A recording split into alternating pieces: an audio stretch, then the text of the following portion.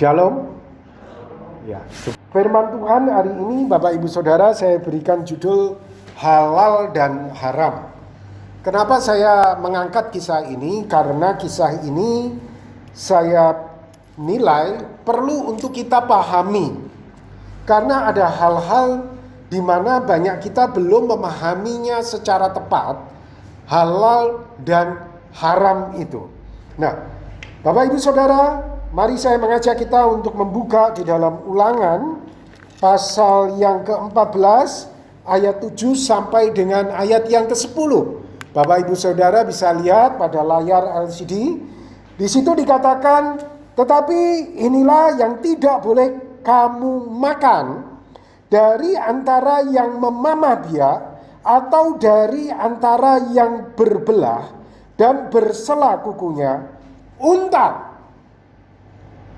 kelinci hutan, dan marmot. Karena semua itu memang memamah biak, tetapi tidak berkuku belah.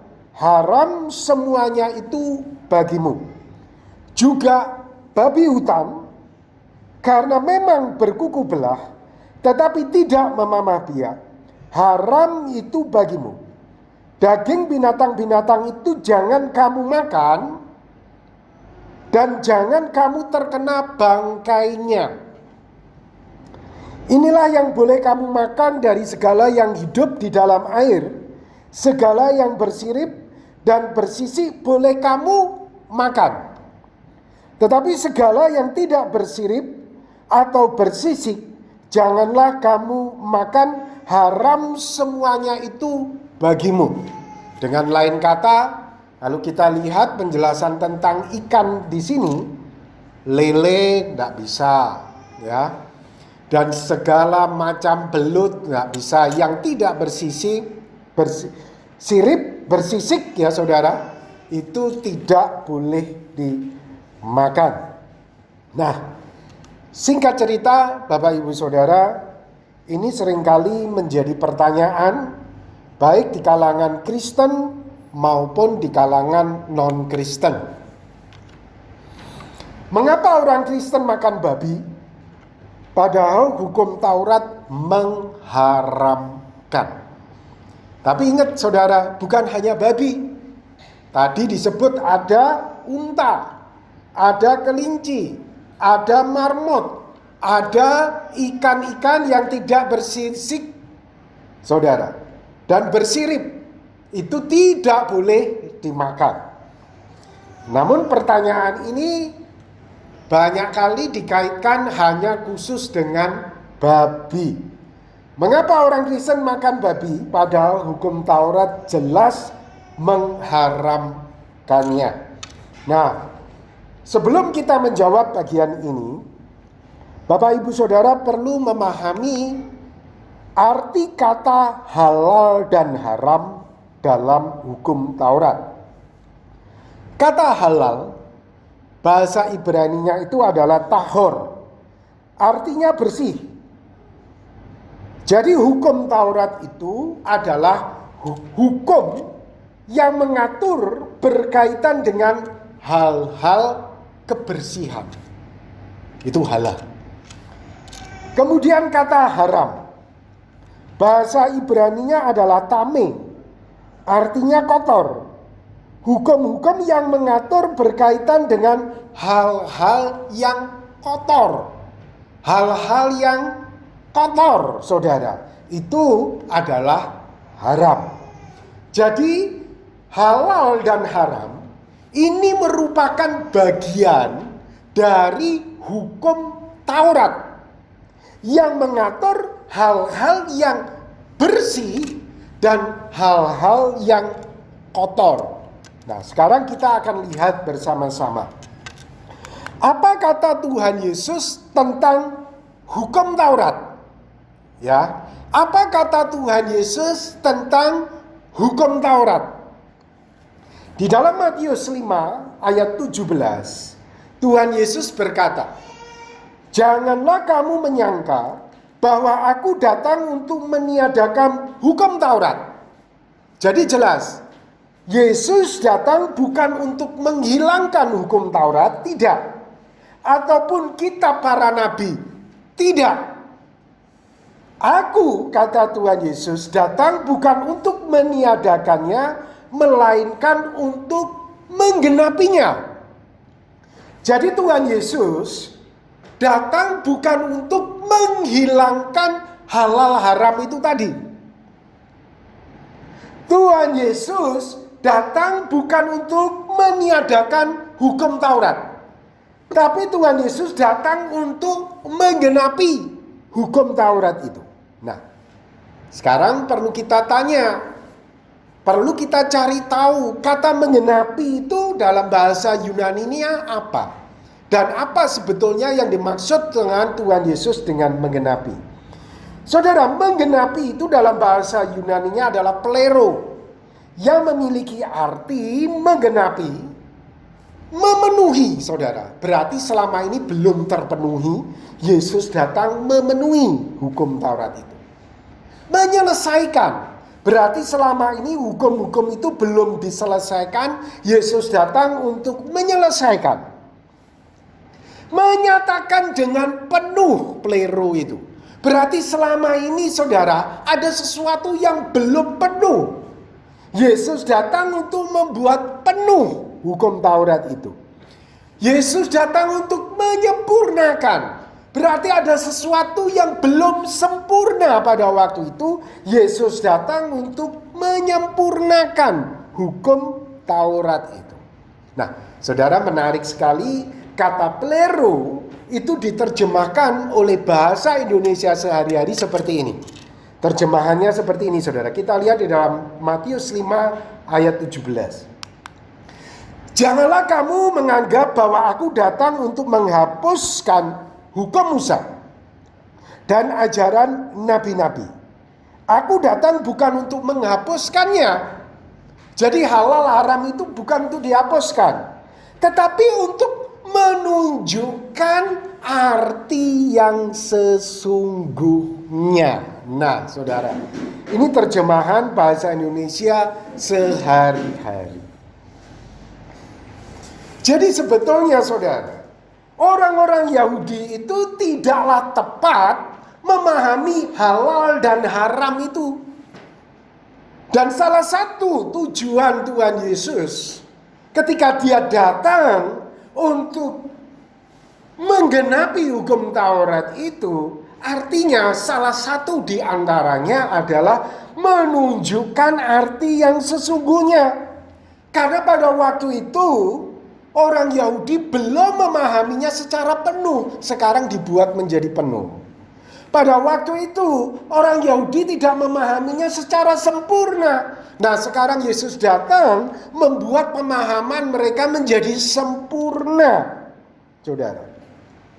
Nah, orang Yahudi itu melakukan dan memahami hukum Taurat secara tidak sempurna, tidak penuh, atau tidak tepat.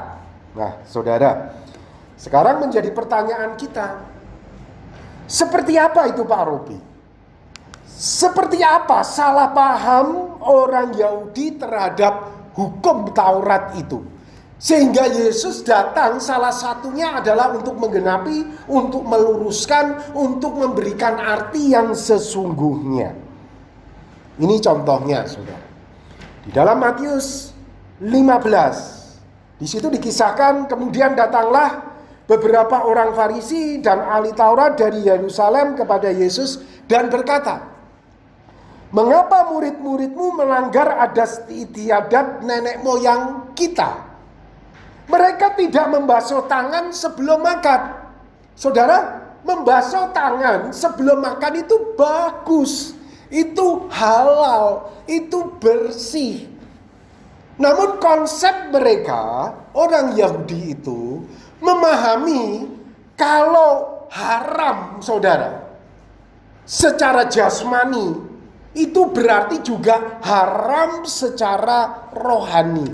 Jadi orang Yahudi itu mencampurkan, saudara, hal-hal yang dikatakan haram secara jasmani itu dicampur dengan haram secara rohani. Tapi Tuhan Yesus kemudian menjawab, tetapi jawab Yesus kepada mereka, mengapa kamu pun melanggar perintah Allah demi adat istiadat nenek moyangmu?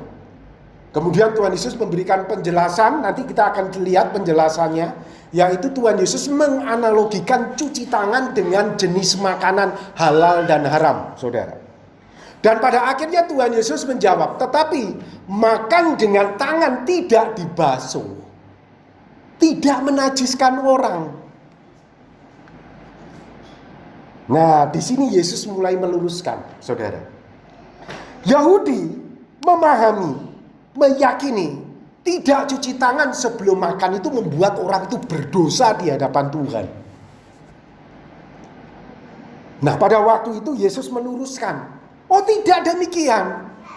Tidak cuci tangan sebelum makan itu tidak membuat orang itu berdosa di hadapan Tuhan.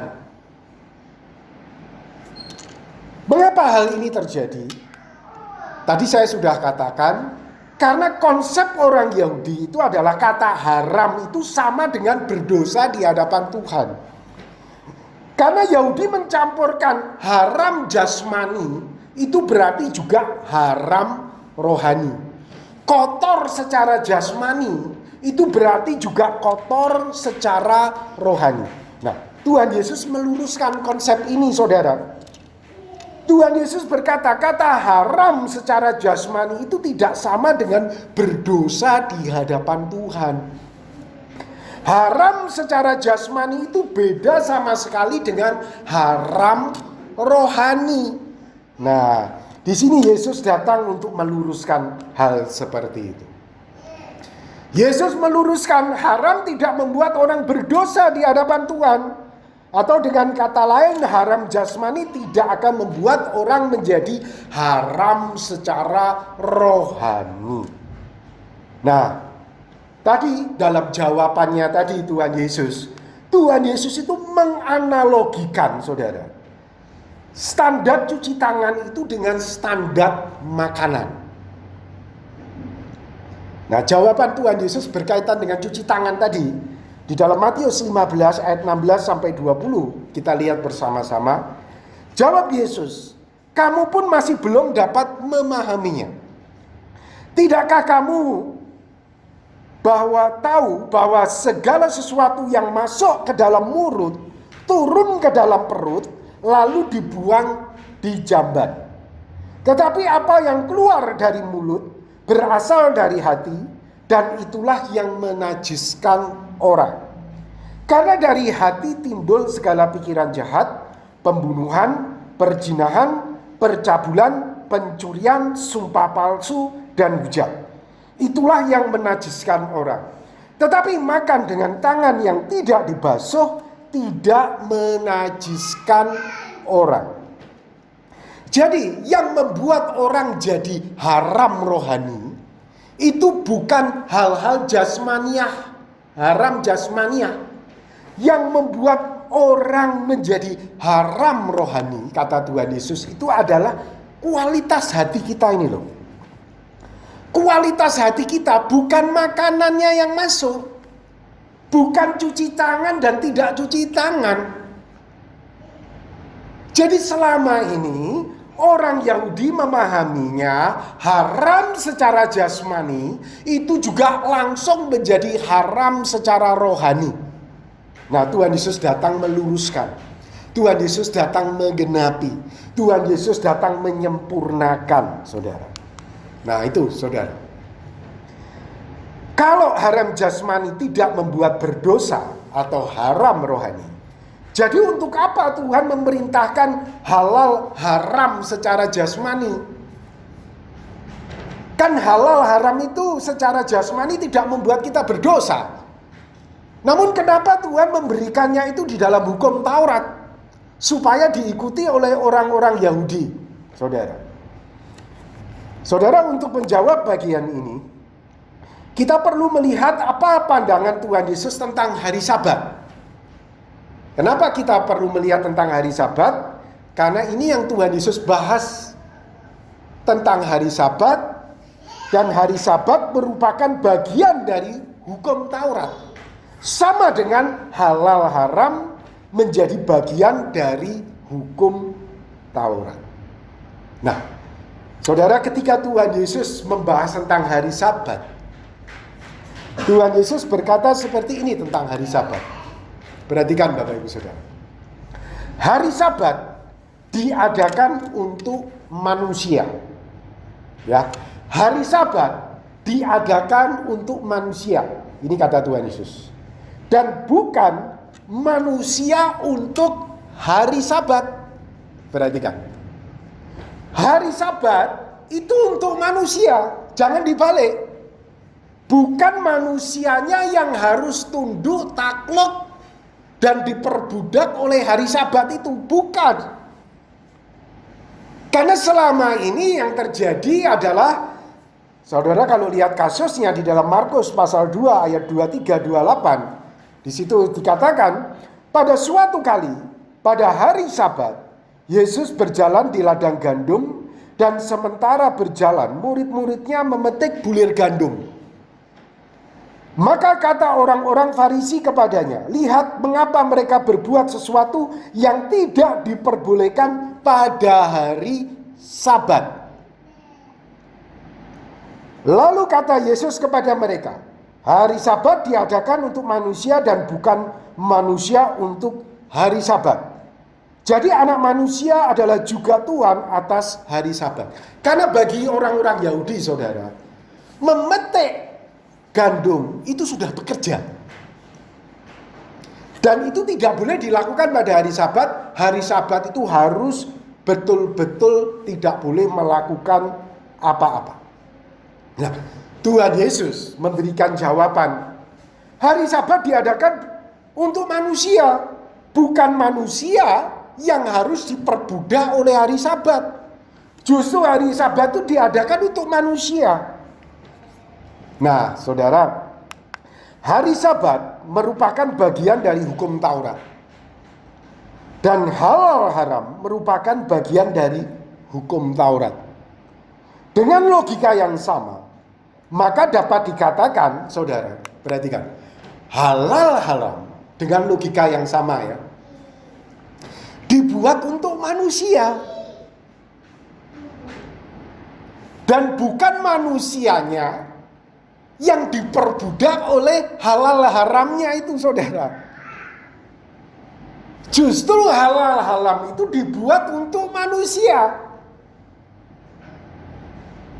Dan bukan sebaliknya, halal haram itu memperbudak manusia, bukan.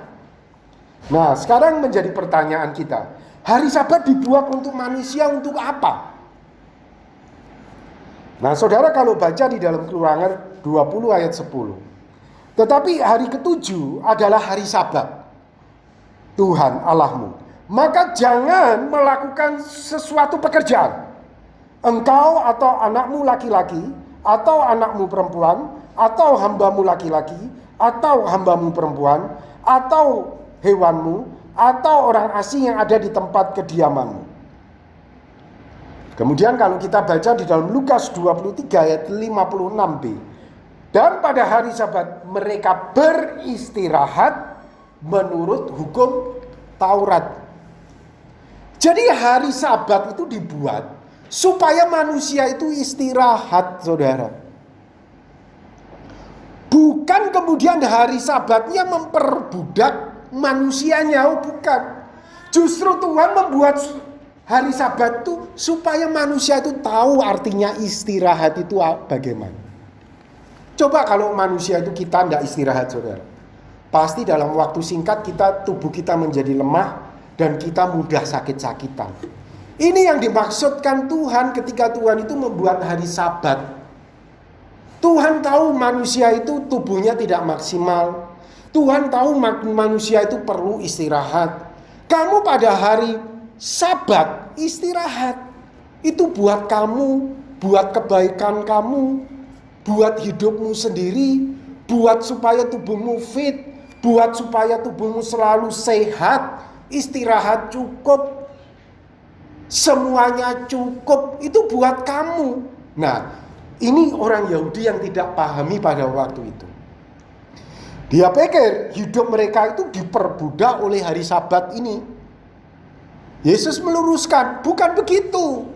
Hari Sabat itu buat kamu, justru kamu. Hari Sabat itu ada untuk melayani kamu. Bukan kamunya yang diperbudak oleh hari Sabat itu. Tuhan buat itu supaya kamu istirahat. Nah, sekarang balik lagi, saudara, ke halal haram. Dengan logika yang sama, kita bertanya, halal haram dibuat manusia untuk apa? Nah, sekarang kita balik lagi ke arti halal haram itu tadi, saudara. Jadi jangan disamakan halal haram itu dengan menjadi berdosa di hadapan Tuhan. Tidak ada kaitannya, saudara. Halal haram itu tidak membuat orang berdosa. Dari artinya saja sudah jelas. Tahor dan tamih. Hukum-hukum yang mengatur berkaitan dengan hal-hal yang bersih secara jasmani dan kotor secara jasmani. Ini hukum Taurat itu mengatur itu, saudara. Jadi tidak heran halal haram itu, saudara, Tuhan atau hukum Taurat juga berkata di dalam Imamat 11 ayat 29.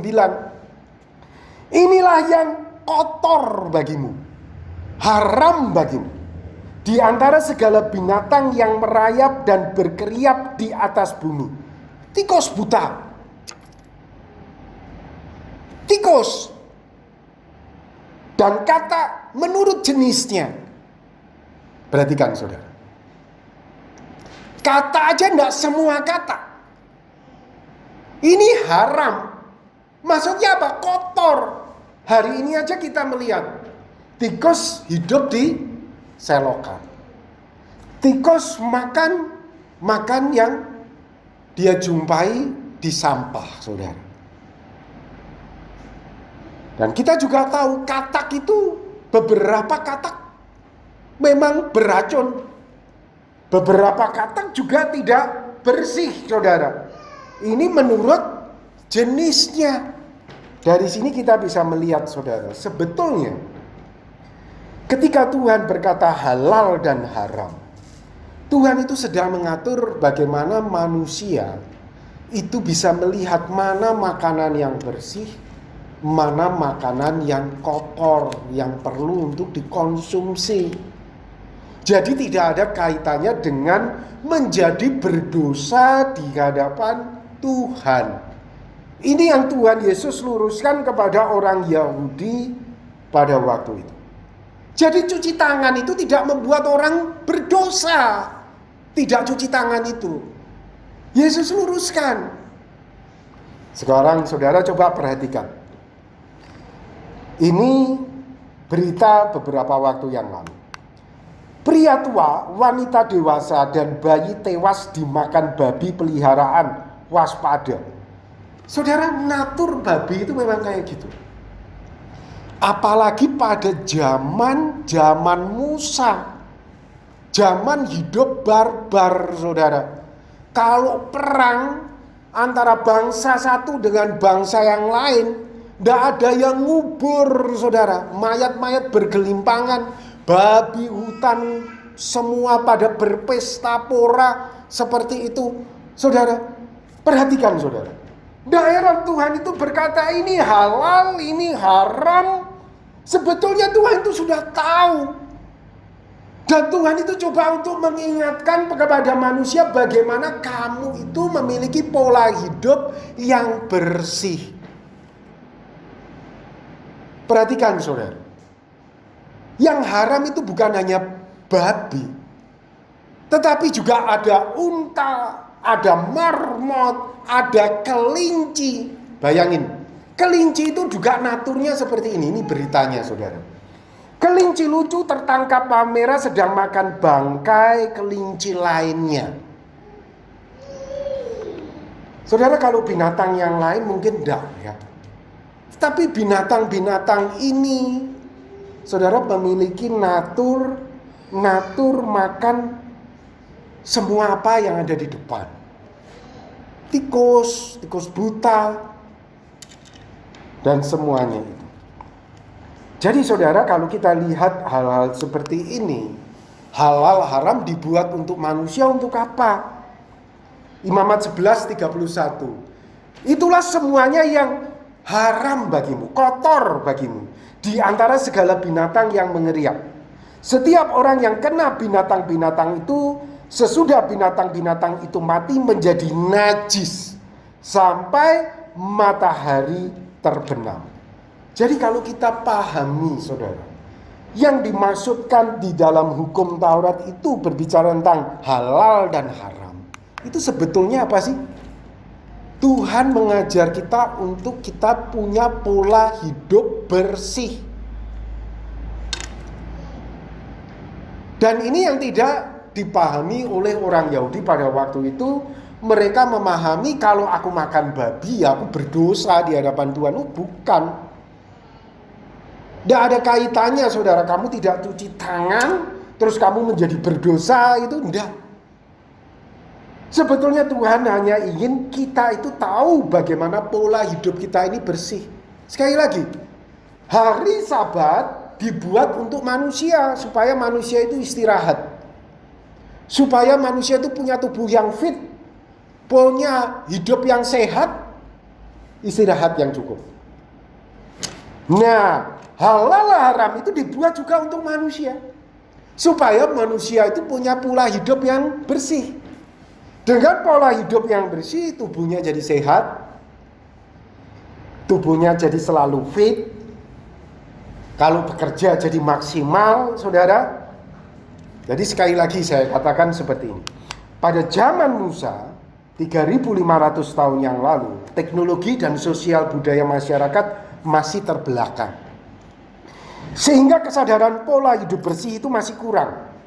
Contohnya peperangan meninggalkan bangkai yang dapat diakses oleh binatang liar sebagai makanan, sehingga binatang liar tidak menunjang pola hidup bersih. Jadi binatang-binatang ini tidak menunjang pola hidup bersih. Nah, zaman berkembang, yaitu zaman sekarang ini terus berubah. Teknologi makin maju, sosial budaya masyarakat makin berkembang, manusia makin sadar pola hidup sehat. Bersamaan dengan itu, binatang liar, saudara, dan peliharaan mendapatkan pola makan sehat pula, dan tidak lagi punya akses untuk makan bangkai. Sehingga dimungkinkan segala makanan pada zaman ini relatif aman untuk menunjang pola hidup bersih. Jadi sebetulnya tujuannya adalah Tuhan memberikan hukum Sabat itu supaya manusia bisa beristirahat. Tuhan memberikan hukum halal haram itu supaya manusia punya pola hidup bersih, sehat, saudara. Itu tujuannya. Mengapa orang Kristen makan babi padahal hukum Taurat mengharamkannya? Jadi saudara, orang Kristen makan babi karena makanan tidak membuat seseorang jadi berdosa di hadapan Tuhan. Namun hendaknya pola hidup sehat tetap dijaga, sehingga menu makanan tetap harus diperhatikan. Seperti makan babi bersih, babi halal. Dan jangan makan babi kotor, babi haram. Jadi hukum halal haram itu masih berlaku, saudara, sampai hari ini saya katakan. Maksudnya adalah pola hidup bersih itu masih berlaku sampai hari ini. Kalau kita tahu katak itu katak beracun, ya jangan dimakan, saudara. Dan kalau kita tahu tikus itu memang hidupnya kotor, ya, menyebabkan sakit, menyebabkan virus bisa berkembang, saudara. Tikus-tikus tertentu memang tidak disarankan untuk tidak dimakan, yaitu tikus got. Sampai hari ini kita tidak makan. Tapi kalau tikus-tikus makannya padi, tikus-tikus sawah, saudara, kelompok masyarakat tertentu makan, saudara. Tapi mereka tidak mau makan tikus-tikus got. tikus-tikus yang memang haram, tikus-tikus yang memang kotor, saudara. Nah, saudara, sebetulnya halal haram itu masih berlaku sampai hari ini, namun dalam pengertian yang telah lurus. Tuhan buat halal haram itu buat kita. Nah, saudara, di dalam Roma 14 ayat 17, di situ dikatakan, sebab kerajaan Allah bukanlah soal makanan dan minuman, tetapi soal kebenaran, damai sejahtera, dan sukacita oleh Roh Kudus. Jadi sekali lagi saudara, halal haram itu masih berlaku, tapi dalam konteks pengertian yang telah diluruskan. Ya, sekali lagi, halal haram dibuat untuk kita, bukan kitanya untuk halal haram. Tuhan Yesus sudah menyatakan itu. Cuci tangan tidak membuat orang itu berdosa, tetapi hati kita itu loh, kualitas hati kita itu loh yang membuat kita itu menjadi berdosa di hadapan Tuhan. Halal haram masih berlaku dalam konteks kita perhatikan pola hidup bersih. Yang kotor kita tinggalkan, yang bersih itu yang kita jalankan. Baik pola hidup kita maupun makanan yang kita konsumsi, saudara. Ya, kalau kita tahu ikan ini ikan yang kotor, nah saudara tahu aja, ikan lele mau dikasih kotoran manusia dia pun makan, saudara. Ya kan?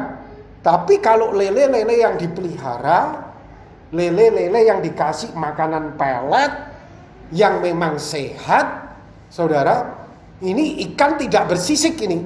Ya, jadi kan makan sembarang dia. Tapi karena makanannya makanan berkualitas, pelet, ya kita makan, saudara. Sedangkan lele yang makanan tidak jelas, yang kotoran-kotoran manusia bisa dimakan, ya jangan kita makan. Nanti itu kan bisa menimbulkan sakit bagi kita. Sebetulnya itu yang dimaksudkan Tuhan ketika berbicara tentang halal dan haram, saudara. Saya berharap ini bisa memberikan pengetahuan kepada kita mengapa kita masih makan babi. Sekali lagi, babi yang kita makan itu babi halal, saudara, bukan babi yang haram.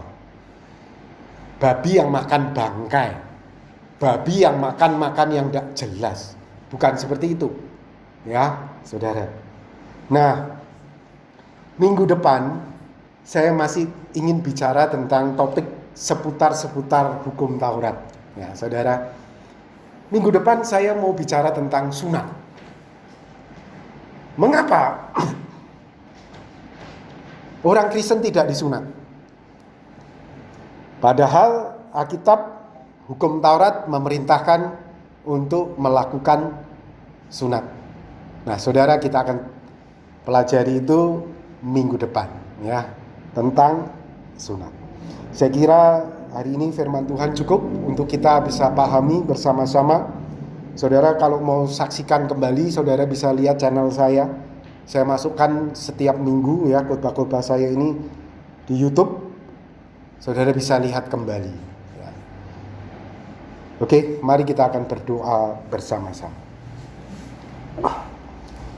Tuhan, terima kasih untuk firman yang Tuhan sudah nyatakan kepada kami pada pagi hari ini, untuk kami bisa memahami tentang satu bagian firman-Mu halal dan haram. Tuhan, berkatilah kami ya Tuhan, supaya iman kami bertumbuh di dalam Engkau, karena kami semakin mengerti dan memahami apa yang Engkau maksudkan di dalam firman-Mu. Tuhan, berkati jemaat-Mu, iman mereka bertumbuh di dalam Engkau. Di dalam nama Tuhan Yesus Kristus kami berdoa. Amin. Saya kembalikan kepada